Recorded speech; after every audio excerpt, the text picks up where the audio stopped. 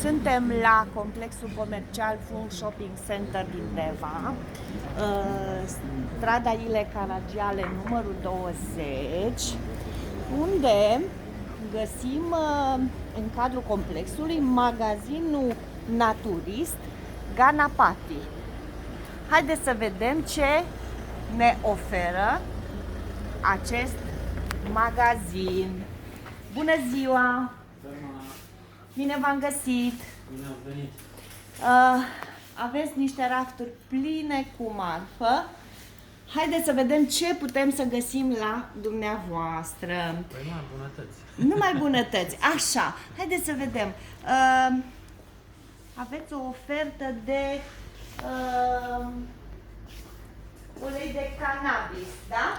Da. Care este, scrieți dumneavoastră aici, că reduce nivelul colesterolului, a trigliceridelor și așa mai departe. Cu ce firme lucrați dumneavoastră? Dacă vine un client la dumneavoastră, ia spuneți-mi, sunt niște furnizori ai dumneavoastră. Ce mi-ați putea recomanda? Dacia aveți un- Parafarm, sunt mulți furnizori. Good Therapy.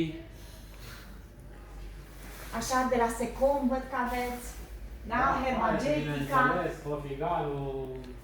Aveți un spațiu foarte frumos aici. De cât timp sunteți în locația de la Full Shopping Center? 3 săptămâni. Și cum vi se pare? Este ok din partea mea, din perspectiva mea. Este o să fie ok. și mai bine. Da, da, da. O să fie cu siguranță. Lumea trebuie să știe că vă găsește aici. Între ce ore vă găsește? În principiu cam de la 9 la 17 de marți până vineri și lunea e de la 11 la 16:30 și sâmbătă e un pic mai devreme, de la 8:30 la 11:30.